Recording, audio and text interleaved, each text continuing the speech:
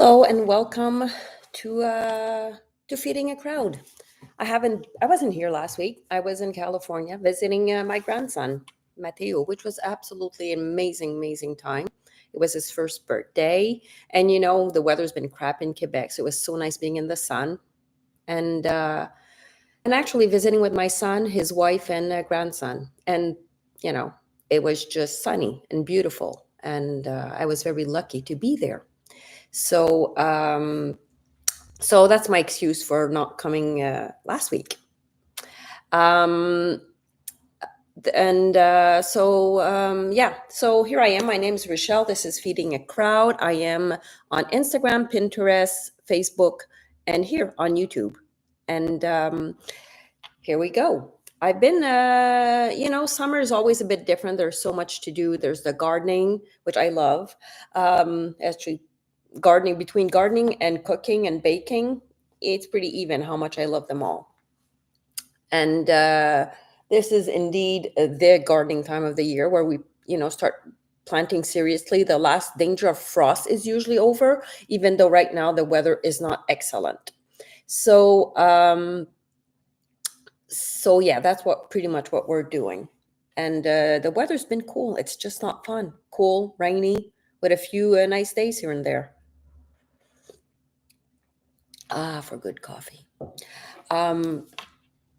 So yeah, and you know what? Yesterday I made the mango gelato.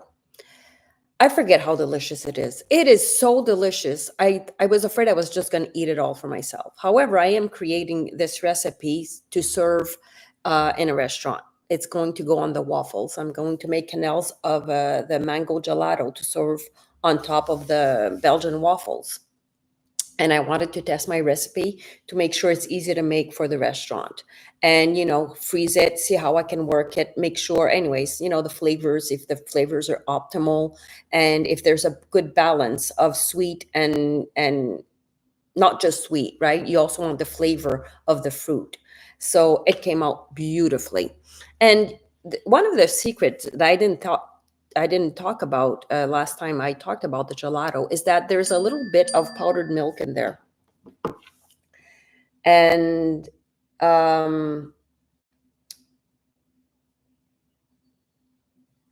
and it's important to use it. You do not make the recipe if you don't have powdered milk. You don't have to. But if you have it, powdered milk, first of all, is a staple we should all have in the house because it can save you, in a jam. So powdered milk is something, it's a bit expensive, but it's fun to have. And in this case, in the gelato, it adds a depth of flavor to it. So if you don't have it, don't use it. If you have it, please use it. It does make a difference. And I was very happy with the texture and the flavor of my gelato um, yesterday. So yay for me. My gosh, it smells good in here. So on the topic today, I'm going to be talking about the new recipe that just came out. And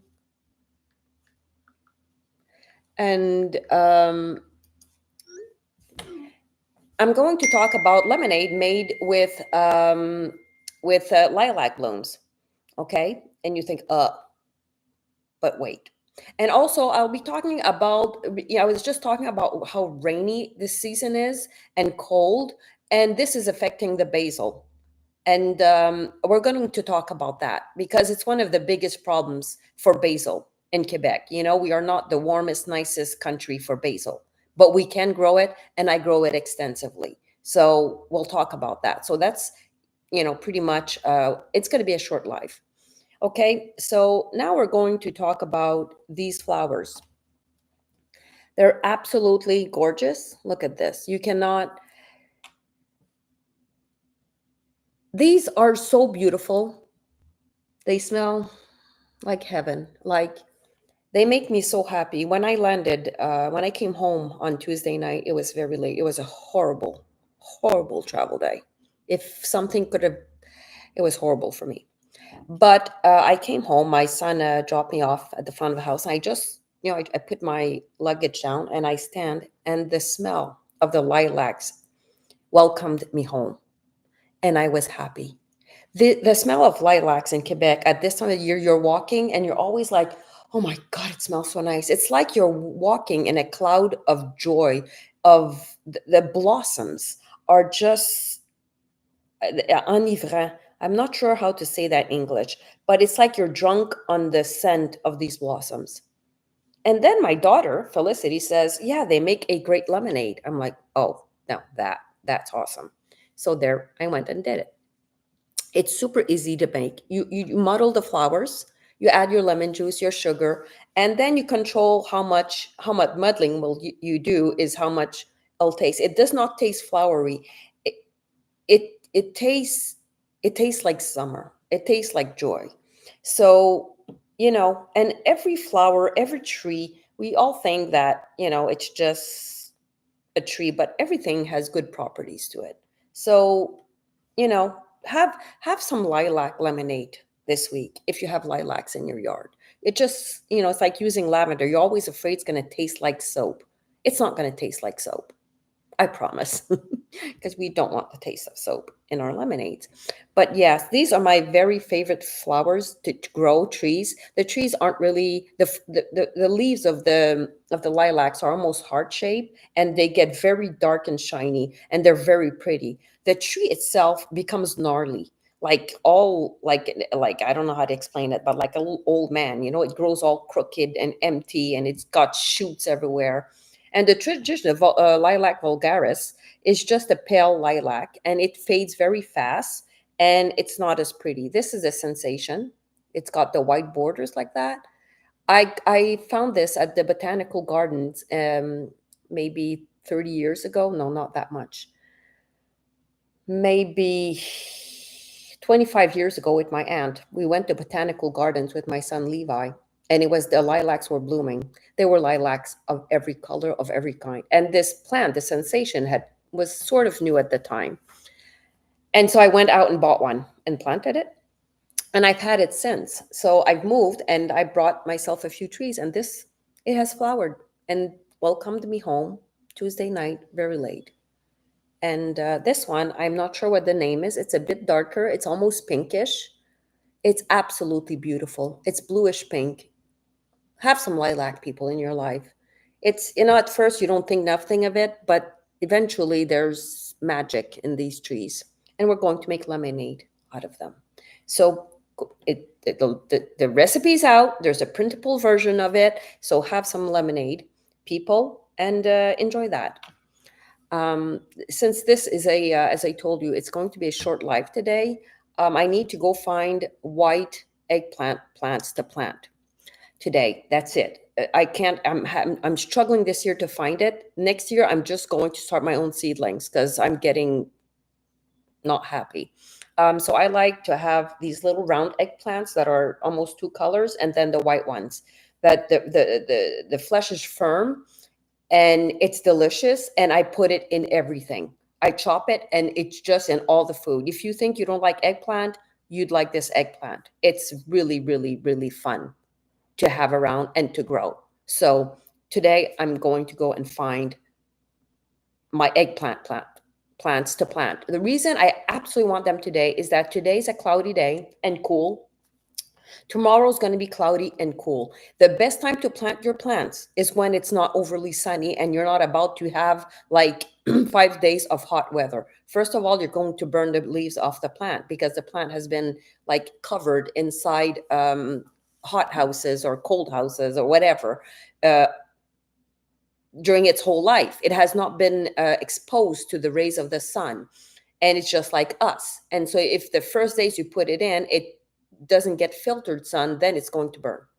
I actually I accidentally planted my plants, and the next day, and for 3 days, it was going to be like all sun and like 85 degrees, so or 32 degrees Celsius. And so what I had done then is I went to my camping stuff and I got some umbrellas to shade them for like the worst time of the day, so that they wouldn't get sunburn. Yes, plants do get sunburn. So um so yeah, so I'm answering questions about basil. and the issues people are having with their basil.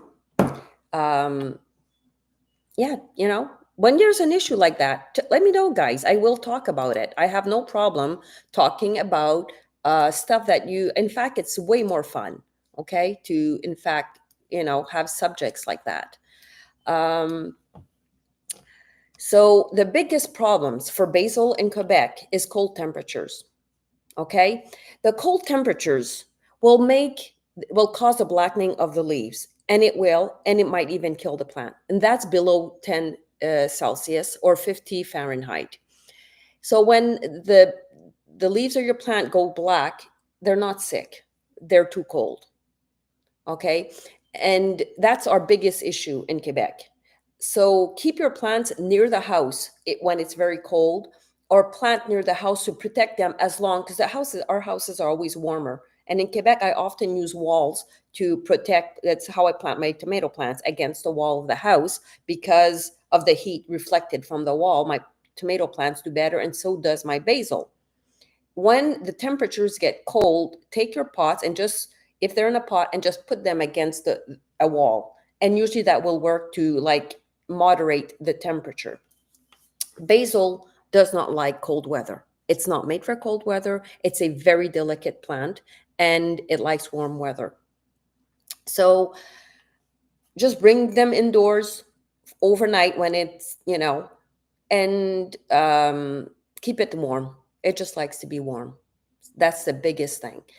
So also basil can get leggy, or like it's like, it doesn't look like the bush that you buy at the store. The bush we buy at the stores are so full of growth, like growth hormones or whatever. They're like they it's not normal. Like a basil plant will create a nice bush, but not what you buy in a store.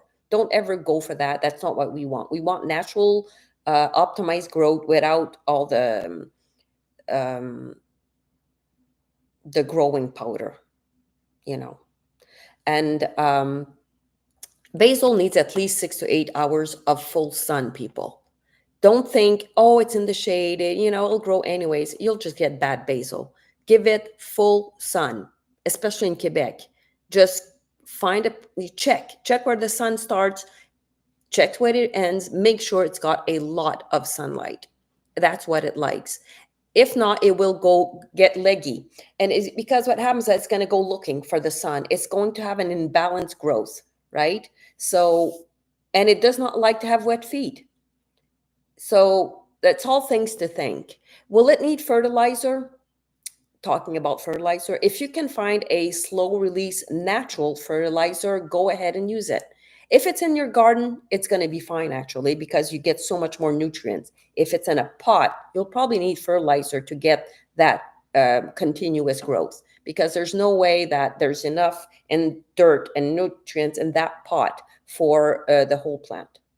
If you get yellowing leaf or spots, okay, the problem usually is overwatering, underwatering, or a fungal disease. Now, fungal diseases, not so much, but it could happen if it's in the dirt, right? Because if it's wet, it's, and we don't control the weather, and sometimes it's just soggy. If it's in a box, it's always better because we get better drainage. If it's in the ground, it's hard to control. So avoid waterlogging. It does not like it. It's let it dry out between watering, and then make sure you water it regularly. If the plant is too tight, just remove yellow leaves and make sure there's air that circulates, just against fungal disease, which is not a big. It doesn't happen often, but it can happen if this kind of weather continues, where we don't get much sun and we get too much rain. Hopefully that does not happen.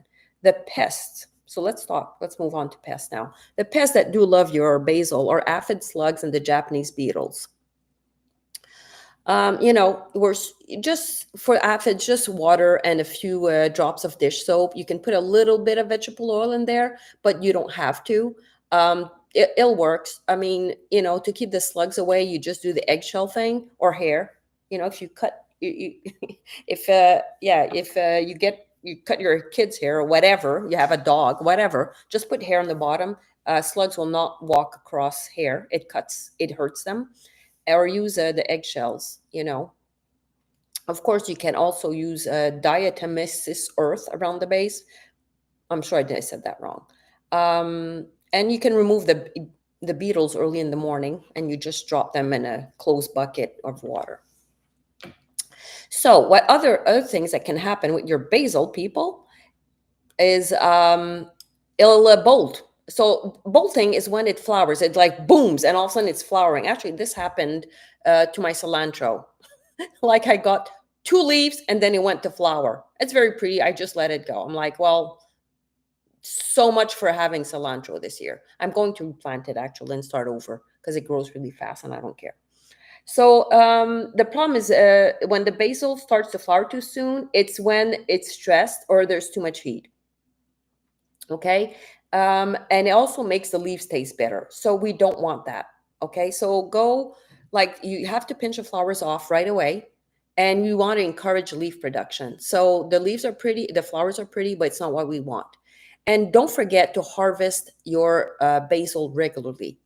Okay. So harvesting your basil, it means you keep like maybe 4 sets of leaves on the bottom, and you just continuously use the top. You just got to keep on using it. Once it bolts and flower, it gets woody, and it's the stems, and it changes the taste. The flavor will also change. Yeah, and of course, in Quebec, we should have started our little the seeds inside around I'd say around April is early enough. Basil grows really quickly. I would not start in February. Actually, we should just grow it all year round because it grows really well in the house. It loves being inside. So basically, you grow it inside and you just have it all year. And you don't have to buy the one in the store that's fertilized to the max, and you're probably just eating fertilizer and not basil. And remember to harden it off. Hardening, it'll save your basil. Okay, don't put the basil out all of a sudden and in the garden. It's not gonna like it. It's gonna get wet and cold, and it's going to not be happy. So make sure to take it out a few hours a day, bring it back inside, and do this for several days before you do plant it outside in the garden. I mean, even mine, which was small and doing well, is not happy right now. It actually looks miserable, and one died. And I know it's because the weather was too cold. It was really beautiful when we planted. We had days of beautiful weather, and um and yeah, it's not happy. The weather's been miserable, cold and windy, and its feet are probably cold. So the plant, it's going to take them a few weeks to get over this mess. Guys. So there we are. That's pretty much what I have to say about basil. If you have questions, you know how to reach me. Um, and I do love basil. I use it a lot. I made so much pesto from my basil last year. It was so worth it. Speaking, just a small tip, if you bought pine nuts for your basil, I suggest first of all to go to a restaurant type store. I went to Mayran, which we have here in Montreal, and you buy them in a bigger bag, and you just freeze it. And so I have some for this year, right? Because I didn't use it all. You freeze you freeze your nuts, okay? Because they will go rancid, and a rancid nut is not a fun nut to eat. So yeah, so all that. So I hope you go and check out my recipe. I hope you make yourself some lemonade. My God, I'm so happy. These are happy flowers. Happy lilacs. And I hope to see you soon. Comment, share this. Go to my website. Make sure to subscribe to my channels, subscribe to my newsletter. Even though I'm struggling with MailChimp right now, I can't get my newsletter out because it won't let me log in no matter what I do. And I've been fighting it with it for 2 weeks now, and there's no way to contact anyone. Anyone from MailChimp can help me? It's like, wow, I'm not happy with MailChimp right now. Anyways, I'm going to try to fix that this weekend, but it's not looking possible. I might lose all the data I have on MailChimp. Anyways, I have to rethink this whole thing. and find a way to contact them. Hi, say hello. So if you're still there, today's about basil and lilac bloom lemonade. So I'm going to log off now, and this video will be available for you guys to watch and listen to anytime you want.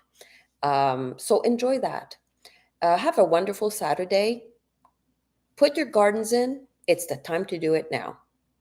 And take care of your basil. Keep it warm, baby. Keep it warm. I love you guys. Take care and see you soon.